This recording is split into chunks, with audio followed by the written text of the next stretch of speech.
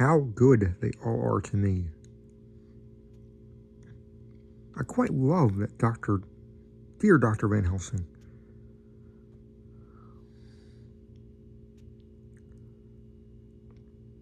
I wonder why he was so anxious about these flowers. He positively frightened me. He was so fierce. And yet he must have been right, for I feel comfort from them already. Somehow,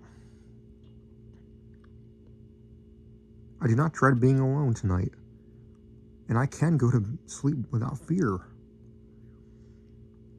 I shall not mind any flapping outside the window. Oh, the terrible struggle that I have had against sleep so often of late, the pain of sleeplessness, or the pain of fear of sleep, and with such unknown horrors it has for me. How blessed are some people whose lives have no fears, no dreads, to whom sleep is a blessing that comes nightly and brings nothing but sweet dreams. Well, here I am tonight, hoping for sleep and lying like Ophelia in the play, with quote-unquote virgin krantz and maiden struments. Now, I never liked garlic before, but tonight it is delightful. There is peace in its smell.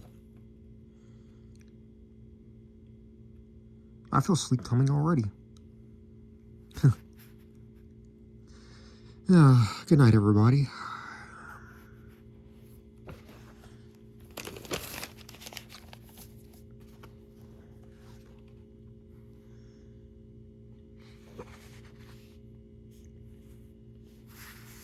Dr. Seward's Diary, 13 September.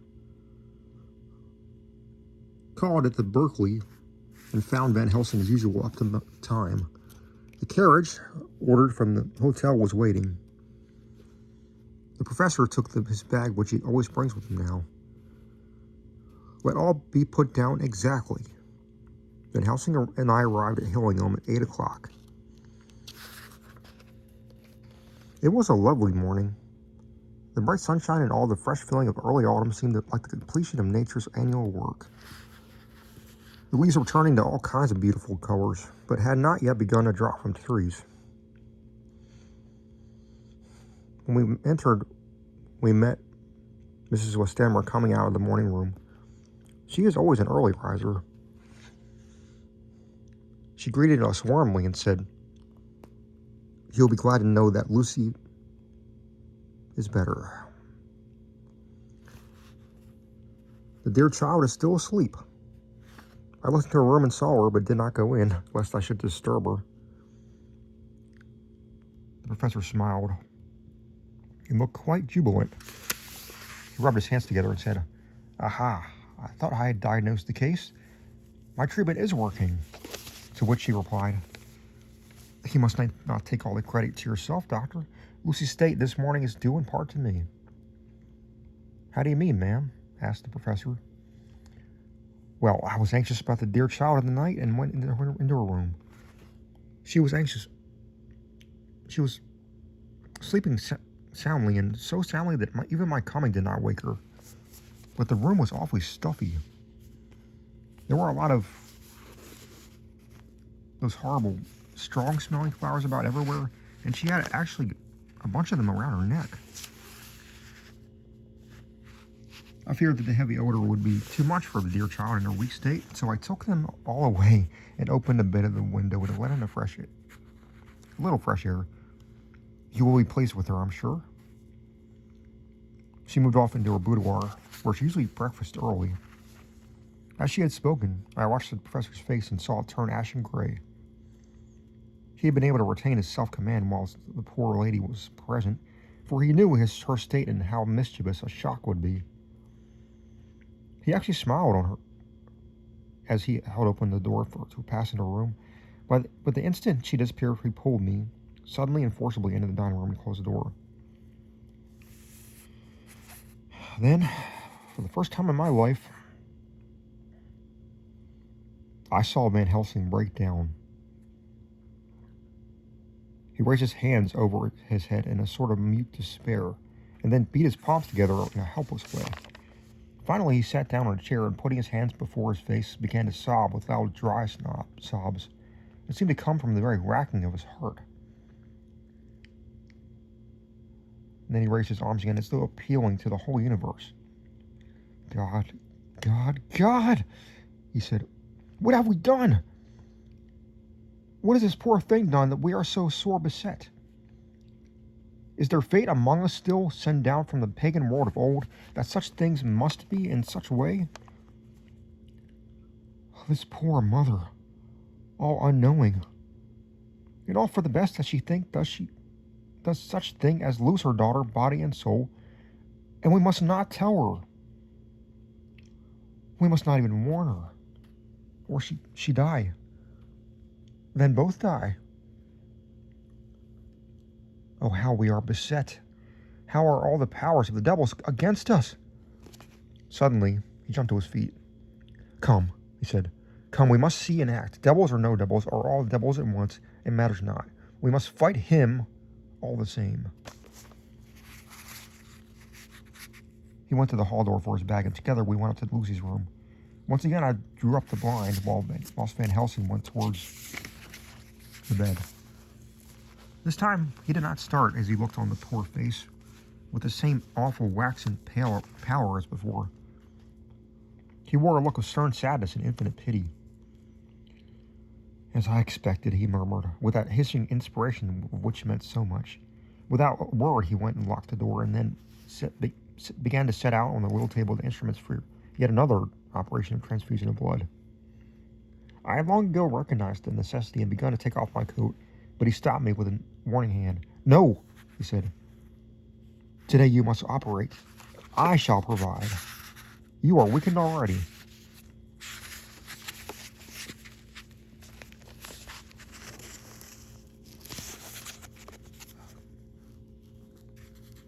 As he spoke, he took off his coat and rolled up his shirt sleeve. Again the operation, again the narcotic. Again there was some return of color to the ashy cheeks and the regular breathing of healthy sleep. This time I watched whilst Van Helsing recruited himself and rested.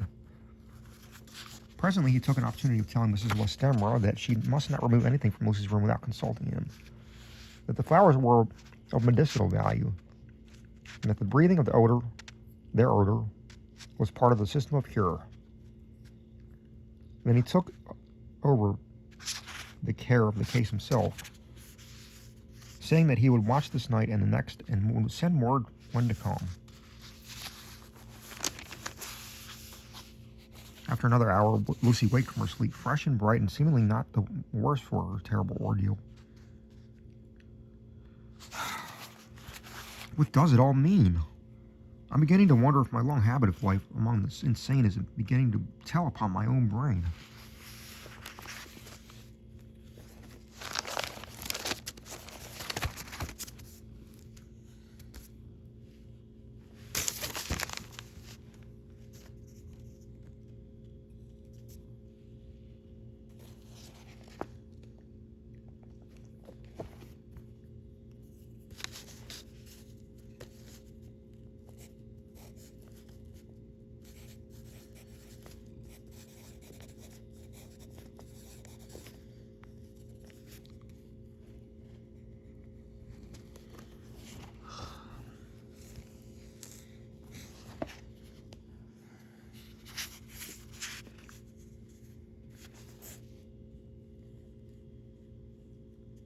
"4 days and nights of peace.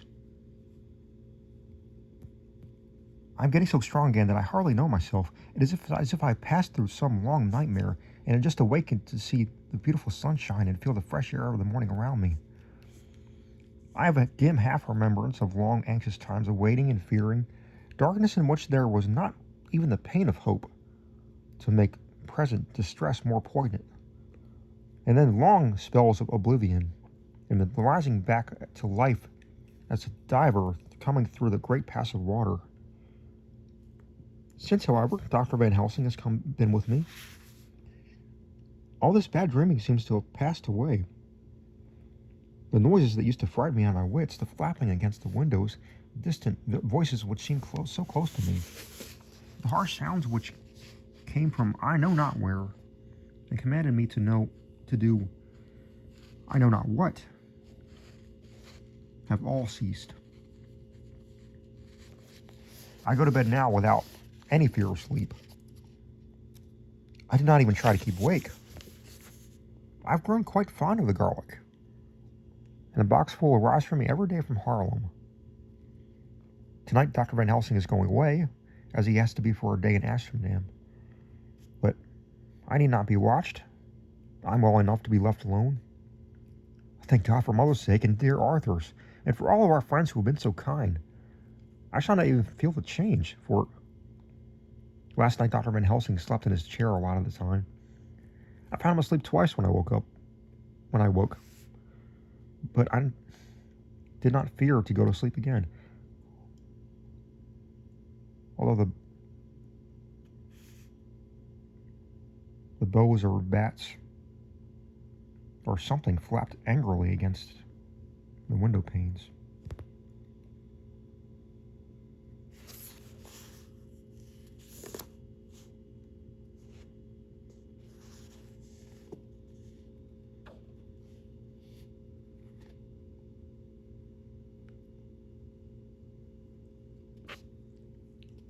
The Pall Mall Gazette, 18 September, The Escaped Wolf.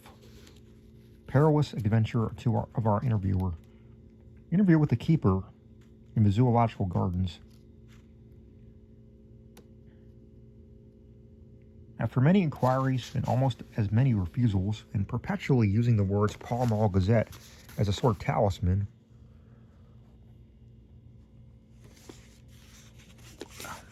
I managed to find the keeper of the section of the Zoological Gardens in which the wolf department is included.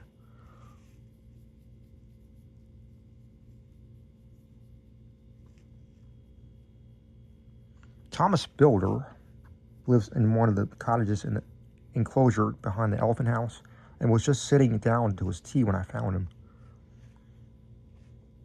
Thomas and his wife are hospitable folk, elderly and without children, and if the specimen I enjoyed of their hospitality be of the average kind, their lives must be pretty comfortable. The keeper would not enter on what he called business until after the supper was over and we were all satisfied. Then when the table was cleared and he had lit his pipe, he said, "Now, sir, you can go on and ask me what you want. You'll excuse me refusing to talk on perfusional subjects afore meals. I gives the wolves and the jackals and hyenas and all their section their tea afore I begins to ask them questions." "How do you mean, ask them questions?" I queried, wishful to get it into a talk of humor. "Hitting of them on the head of the pole is one way. Scratching of their ears is another.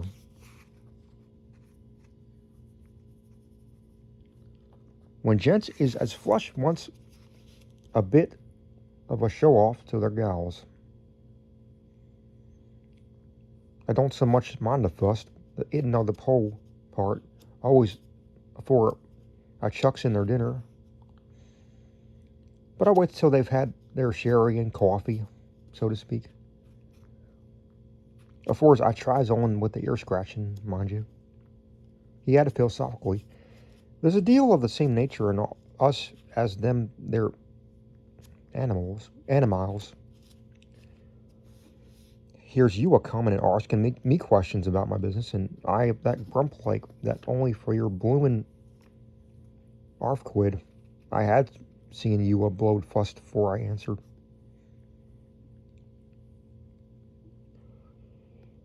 "Not even when you asked me sarcastic like if I like you to ask the superintendent if you might ask me questions. Without offense, did I tell you to go to hell?" "You did. And when you said that you'd report me for using this obscene language, that was hitting me over the head. But the arf quid, that made that all right. I weren't going to fight, so I waited for the food and did with my owl as the wolves and lions and tigers does. But Lord love your art.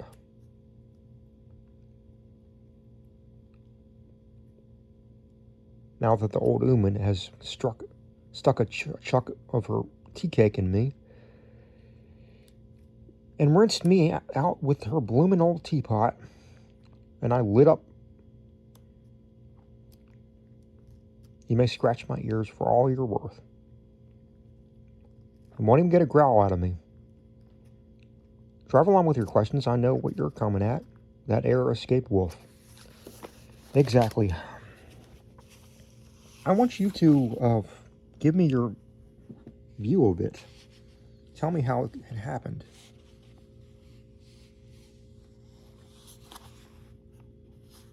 And when I know the facts, I'll get you to say what you will consider what was the cause of it.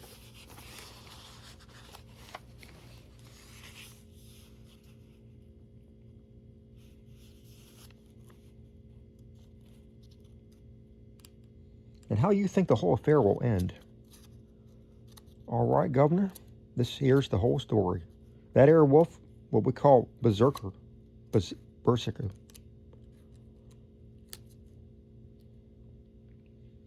Berserker was one of the three gray ones that came from Norway to Jamrax, which we bought off him 4 years ago. He was a nice, well-behaved wolf that never gave no trouble to talk of. I'm more surprised at him for wanting to get out, nor any other animal in the place. But there, you can't trust wolves no more than nor a woman. Don't you mind him, sir, broke in Mrs. Tom with a cheery laugh. He's got minded animal so long that blessed if he ain't like the old wolf itself. But there ain't no harm in him. Well, sir, it was about 2 hours after feeding yesterday when I first hear my disturbance. I was making up a litter of the monkey house for a young puma which is ill. But when I heard the yelping and owling, I kept away straight. There was Berserker all tearing like a mad thing at the bars as if he wanted to get out. It wasn't much like people about that day. And close at hand was only one man, a tall, thin chap with a hook nose and a pointed beard and a few white hairs running through it. He had a hard, cold look and red eyes. And I took him a sort of mislike to him, for it seemed as if it was him they was irritated at. He had white kid gloves on his hands, and he pointed out the animals to me and says, Keeper, these wolves seem upset at something. Maybe it's you, says I, for I did not like the airs he gives himself.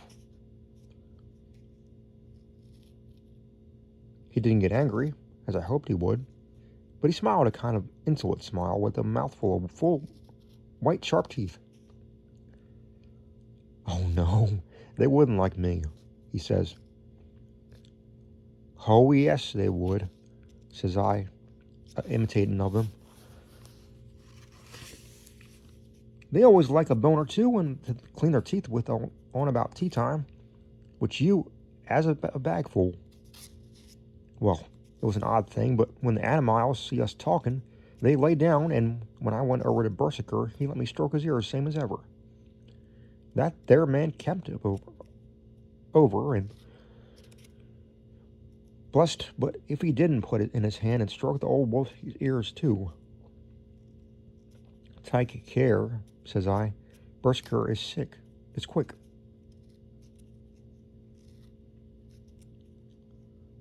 Never mind, he says. I'm used to him. Are you in the business yourself? I says, taking off my hat. For a man what trades in wolves, etc., is a good friend to keepers. No, he says. Not exactly in the business, but I have made pets of several. And with that, he lifts his hat as polite as a lord and walks away. Old Berserker kept a looking after him till he was out of sight. and then went and laid down in a corner and wouldn't come out the whole evening. Well, last night, so soon as the moon was up, the wolves here all began owling. There weren't nothing for 'em to owl at. There weren't no one near except someone that was evidently a calling a dog somewheres out back of the gardens in the park road. Once or twice I went out to see that it was all right. And it was. Then the howling stopped. Just before 12 o'clock, I took a look around before turning in, and bust me, when I kept opposite the old Bursker's cage, I see the rails broken and twisted about the cage empty. And that's all I know for certain. Did anyone else see anything? One of our gardeners was a coming home about that time from Harmony when he sees a big gray dog coming through the gardening edges. At least, so he says, but I don't give much for it myself. For if he did, he never said a word about it to his missus when he got home. And it was only after the escape where the wolf was made known, and we had been up all night a hunting of the park of Berserker, that he remembered seeing anything. My own belief was the Harmony had got into his head.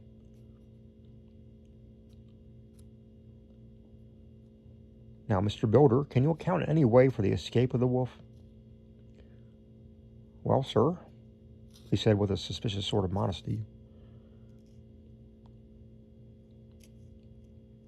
I think I can, but I don't know as how you be satisfied with the theory.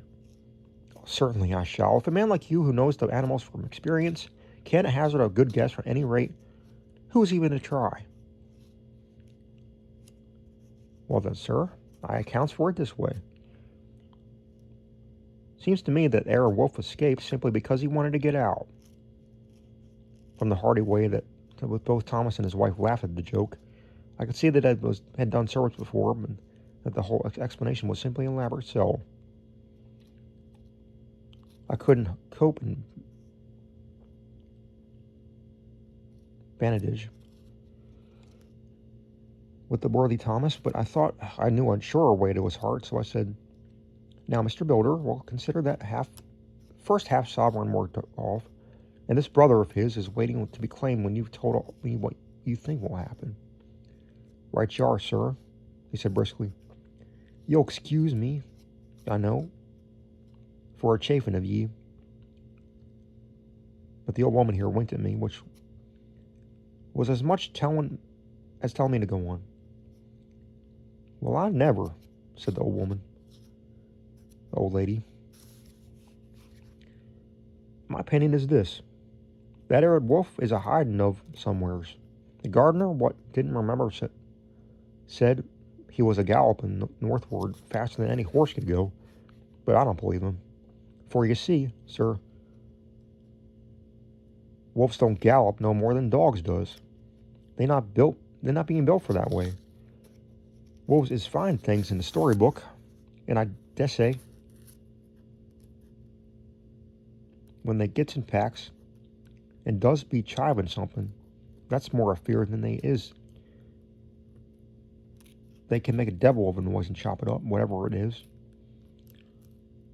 But Lord bless you, in real life a wolf is only a low creature, not half so clever as or as a good dog, and not half a quarter so much as a fighting him. This one ain't good used to fighting or even to providing for himself, and more like to see somewhere around the park a hiding and a shivering of, and if he thinks at all, wondering where he is to get his breakfast from, or maybe he's down some area and is in a coal cellar. My eye won't some cook get a rum start when she sees his green eyes shining out of the dark. If he can't get food, he's bound to look for it, and mayhap he may chance to light on a butcher's shop in time. If he doesn't, some nursemaid goes out walking, or with some soldier, leaving of the infant in the perambulator. Well, then I shouldn't be surprised if the census is one babyless. That's all. I was handing him the half-sovereign when something came bobbing up against the window, and Mr. Builder's face doubled its natural length with surprise. "Oh, God bless me," he says. "If it ain't old Berserker come by hisself." He went to the door and opened it, a most unnecessary proceeding, it seemed to me. I always thought of it. Wild animal never looks so well as when some obstacle of pronounced durability is between us. Personal experience has intensified rather than diminished that idea. After all, however, there is nothing like custom, for neither Builder nor his wife thought any more of the wolf than I should of a dog.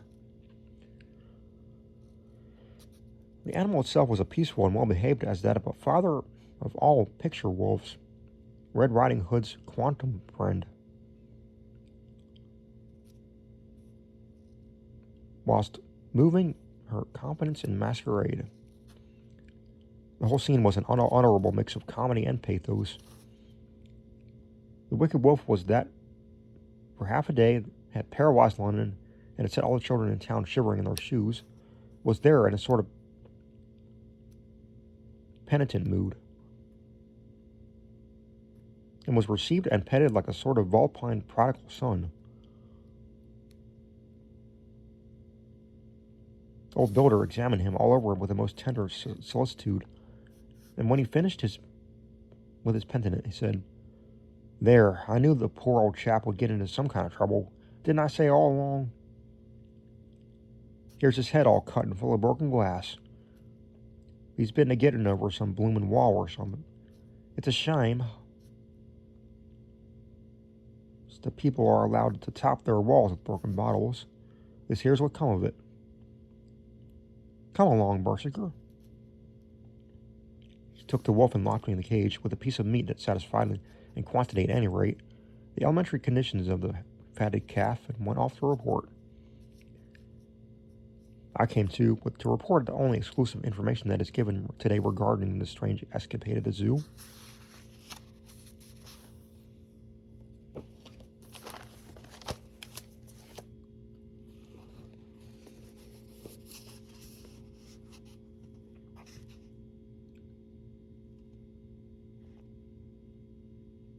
Dr. Stewart's diary, 17th September. I was engaged after dinner in my study, posting up my books, which, through press of other work and many visits to Lucy, had given sadly into arrear. Suddenly the door was burst open and rushed my patient, with his face distorted with passion.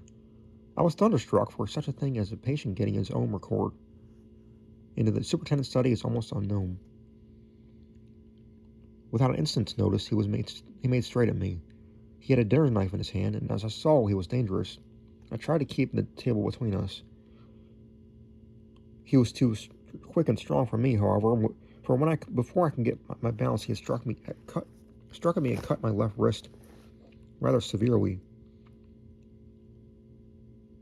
Before he could strike again, however, I got my right hand and he was sprawling on his back on the floor. My wrist bled freely, and quite a little pool trickled on the carpet. I saw that my friend was not intent on further effort, and I caught myself binding up my wrist, keeping a wary eye on the prostrate figure all the time. When the attendants rushed in and we turned our attention to him, his employment positively sickened me. He was lying on his back on the floor, licking up, like a dog, the blood which had fallen from my wounded wrist.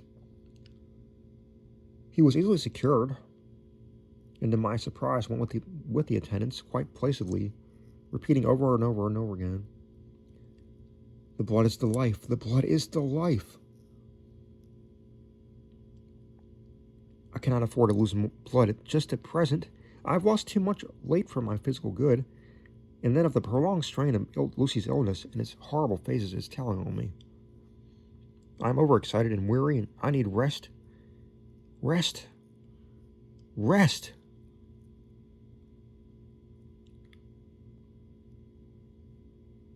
Happily, Van Helsing has not summoned me, so I need not forego my sleep. Tonight I could not do well without it.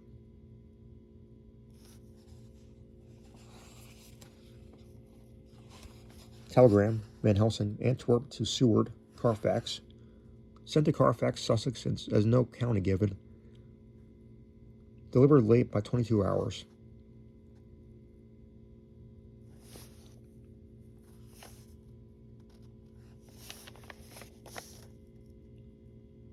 (17th September). Do not fail to be at Hillingham tonight. If not watching all the time, frequently visit and see that flowers are placed. Very important, do not fail. Shall be with you as soon as possible after arrival. Dr. Seward's diary, 18th September. Just off train to London, the arrival of Van Helsing's telegram filled me with dismay. A whole night lost, and I know by bitter experience what may happen in a night. Of course, it is possible that all may be well, but what may have happened? Surely, there is some doom hanging over all of us. That every possible accident should thwart us in all that we try to do. I shall take the cylinder with me, and I can complete my entry on Lucy's phonograph. Memorandum left by Lucy Westenra. 17 September, night. I write this, and will leave it to be seen, so that no one may by any chance get into trouble through me. This is an exact record of what took place tonight. I feel I am dying of weakness, and have barely strength to write, but it must be done if I am to die in the doing. I went to bed as usual, taking care of the flowers were placed as Dr. Van Helsing directed, and soon fell asleep. I was waked by the flapping of the window, which had begun after the sleepwalking on the cliff at Whitby when Mina saved me, and which now I know so well. I was not afraid, but I did wish that Dr. Seward was in the next room, as Dr. Van Helsing said he would be, so that I might have called him. I tried to sleep, but I could not. Then there came to me the old fear of sleep, and I determined to keep awake. Perversely, sleep would try to come then when I did not want it. So, as I feared to be alone, I opened my door and called out, "Is there anybody out?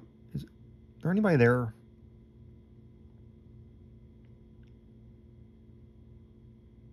There was no answer. I was afraid to wake Mother, and so closed my door again.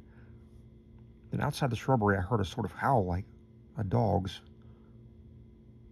but more fierce and deeper. I went to the window and looked out, but saw nothing, could see nothing, except a big bat, which had evidently been buffeting its wings against the window. So I went back to bed again, but determined not to go to sleep. Presently the door opened, and Mother looked in. Seeing by my moving that I was not asleep, she came in and sat by me.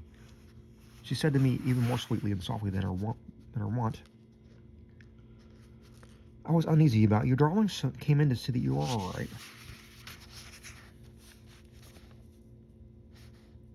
I feared she might catch cold sitting there, and I asked her to come in and sleep with me. So she came into bed and laid down beside me. She did not take off her dressing gown, for she said she would only stay a while and then would go back to her own bed. As I lay there, she lay there in my arms, and I in hers, with the flapping and buffeting came to the window again. She was startled and a little frightened, and cried out, "What is that?" I tried to pacify her, and at last succeeded, and she lay quiet. But I could hear her poor dear heart still beating terribly. After a while there was a howl out in the shrubbery, and shortly after there was a crash at the window, and a lot of broken glass was hurled on the floor. The window blind blew back with the wind that rushed in, and in the aperture of the broken panes there was the head of a great gauntly gray wolf.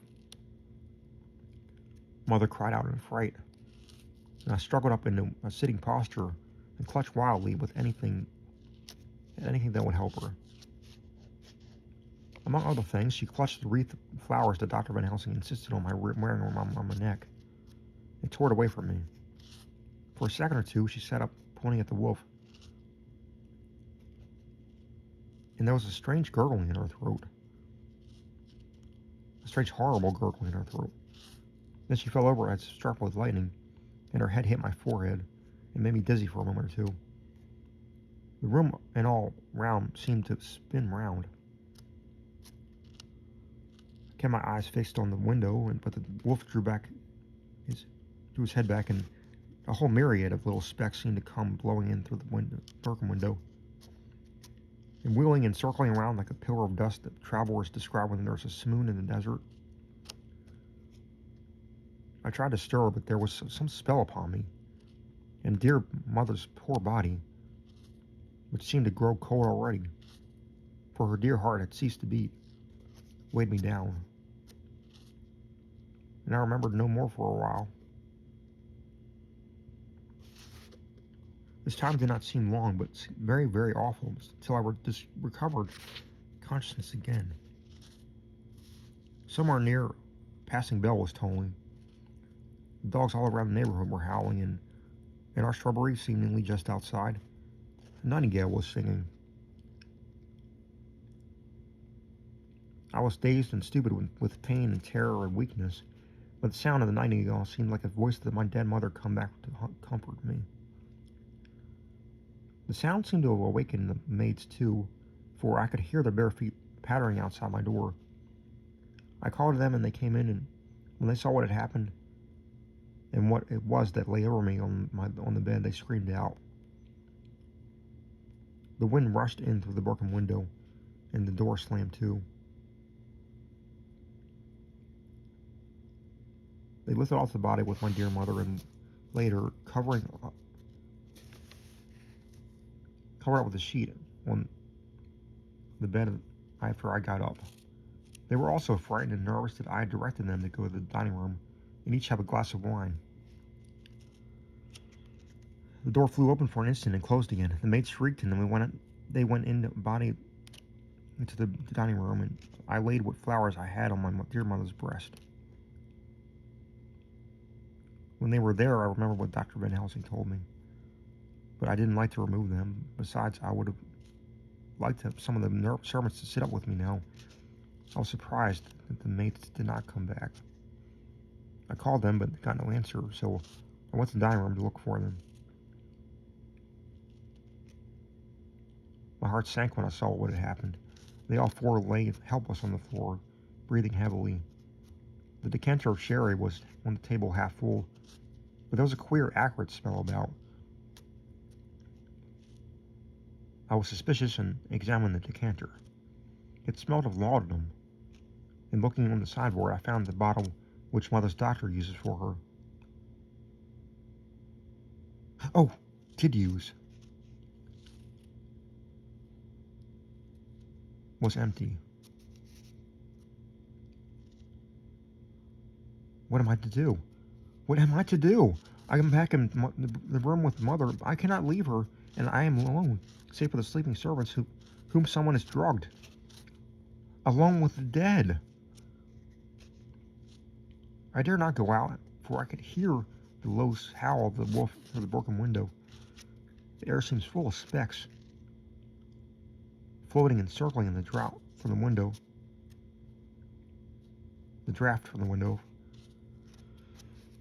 And the lights burn blue and dim. What am I to do? God shield me from harm this night. I shall hide this paper in my breast, where they shall find it when they come to lay me out. My dear mother gone. It is time that I go too. Goodbye, dear Arthur. If I should not survive this night, God keep you dear, and God help me.